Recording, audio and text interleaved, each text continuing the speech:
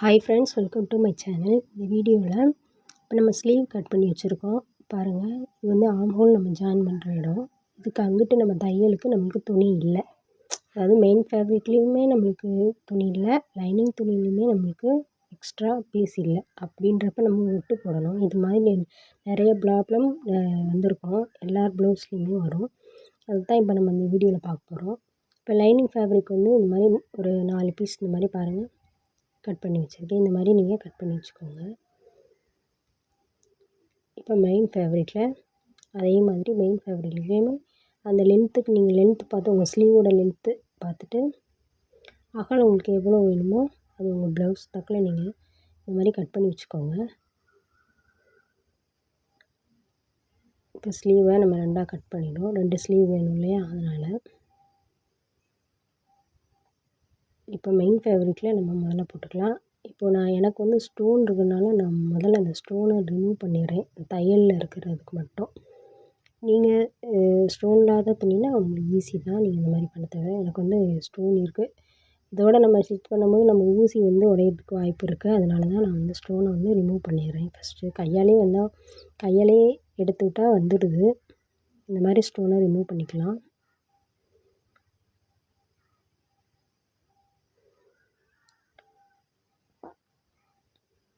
இப்போ main fabric எடுத்துகிட்டு அந்த 1 பீஸ் நம்ம 4 பீஸ் கட் பண்ணி வச்சுருக்கோம் 4 சைடுக்கு.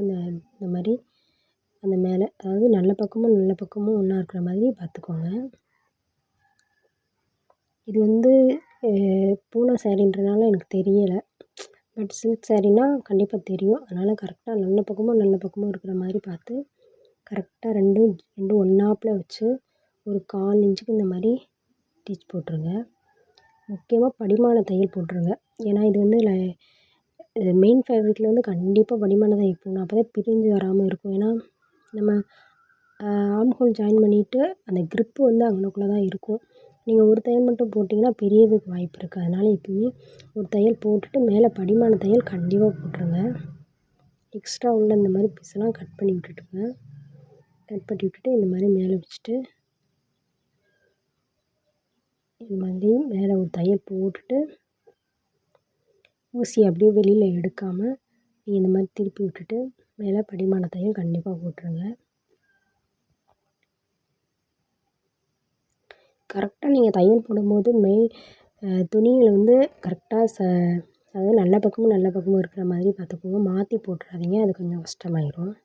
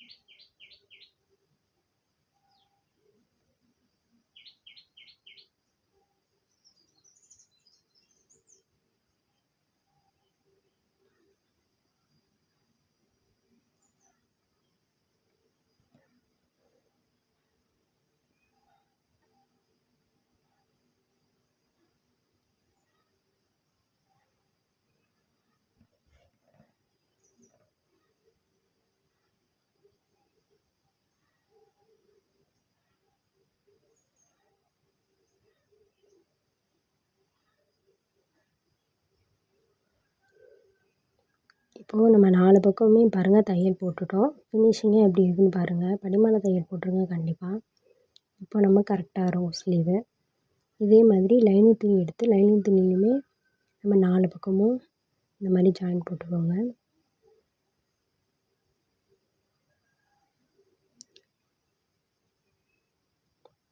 கரெக்டாக பார்த்து வச்சுட்டு இந்த மாதிரி ஃபேப்ரிக் எடுத்துகிட்டு இந்த மாதிரி இதில் வந்து ஒரு டிச் போட்டால் போதும். நீங்கள் படிமான தையல் போடணுன்ட்டு இல்லை, ஏன்னா லைனிங் துணி பிரிஞ்சு வராது. அதனால் நீங்கள் 1 டிச் மட்டும் இந்த மாதிரி ஒரு டிச் மட்டும் பண்ணிடுங்க. படிமான தையல் தேவையில்லை இதில்.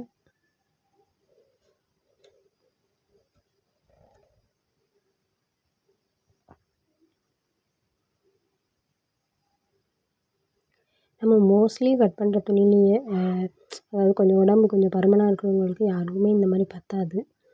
விட்டால் கரெக்டாக விட்டு போகிற மாதிரி தான் வரும் எல்லா ப்ளவுஸ்லேயுமே. அதனால் கண்டிப்பாக இந்த டிப்ஸு உங்கள் எல்லாத்துக்குமே யூஸ்ஃபுல்லாக இருக்கும். அதனால தெரிஞ்சு வச்சுக்கோங்க.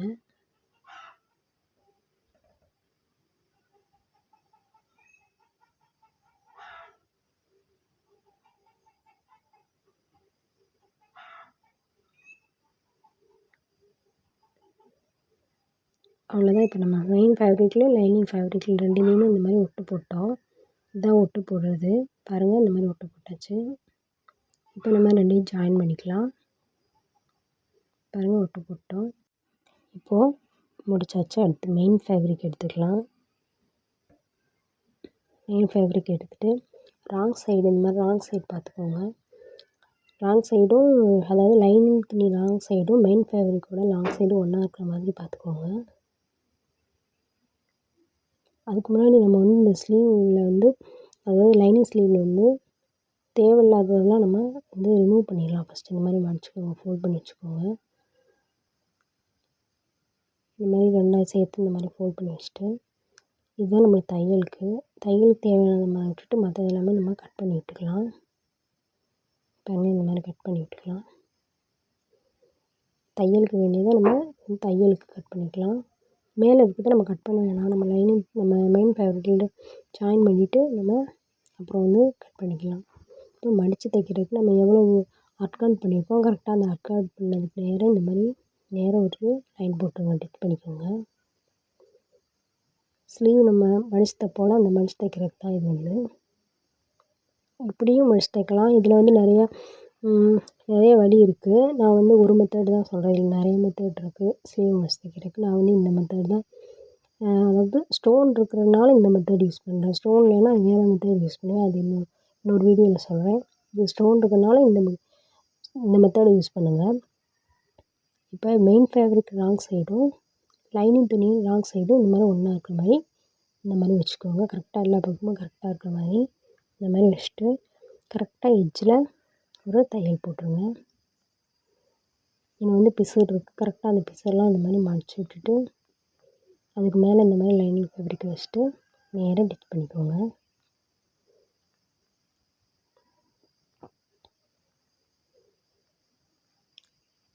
கரெக்டாக அந்த எட்ஜில் அதாவது 2 ஃபேப்ரிக்கும் ஒன்றா இருக்கிற மாதிரி பார்த்து நீங்கள் கரெக்டாக ரெண்டு துணியிலையுமே தையல் விழுகிற மாதிரி பார்த்து டிச் பண்ணிக்கோங்க.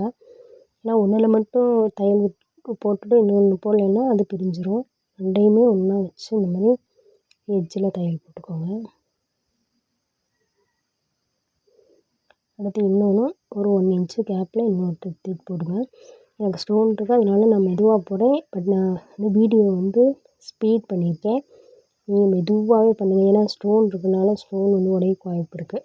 நார்மல் துணினா நீங்கள் ஸ்பீடாகவே நீங்கள் போட்டுக்கலாம். எனக்கு ஸ்டோன் இருக்கிறனால நான் மெதுவாக தான் போடுறேன். ஸ்டோனில் நல்லா ஊசி உடஞ்சிராமல் பார்த்து 2 தையல் நம்ம போட்டாச்சு. 2 தையல் போட்டால் தான் ஸ்லீவ் க்ரிப்பாக இருக்கும். இப்போ ஃபுல்லாக நம்ம லைனிங் துணியில் இந்த மாதிரி டிச் போட்டுக்கலாம். ஏன்னா தேவையில்லாமல் நம்ம கட் பண்ணணும்ல, அதுக்காக.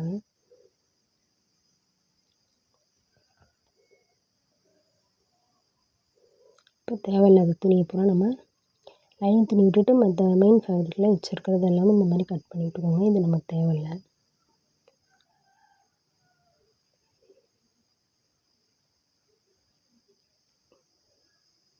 இப்போ கட் பண்ணியாச்சு. பாருங்கள், இப்போ நம்ம ஒட்டு போட்டிருக்கிறது தெரியல பாருங்கள், எவ்வளோ நீட்டாக இருக்குன்னு பாருங்கள். இப்போ நம்ம ஸ்லீவ் ஆம்கோல் ஜாயின் பண்ண போக நம்ம தையலுக்கு துணி வந்துருச்சு. இப்போ கரெக்டாக இந்த மாதிரி தான் ஒட்டு போடணும். பாருங்கள், இங்கே தான் ஒட்டு போட்டிருக்கோம். எனக்கு தெரியும்னு நினைக்கிறேன். இதே மாதிரி இன்னொரு ஸ்லீவும் நம்ம ரெடி பண்ணிக்கலாம். இந்த மாதிரி ரெடி பண்ணியாச்சு ஒரு ஸ்லீவும். பாருங்கள், 2 ஸ்லீவும் ரெடி பண்ணியாச்சு. இதுபோல் யூஸ்ஃபுல்லான வீடியோவுக்கு நம்ம சேனலை சப்ஸ்கிரைப் பண்ணி சப்போர்ட் பண்ணுங்கள். லைக் பண்ணுங்கள், ஷேர் பண்ணுங்கள், கமெண்ட் பண்ணுங்கள். தேங்க்ஸ் ஃபார் வாட்சிங்.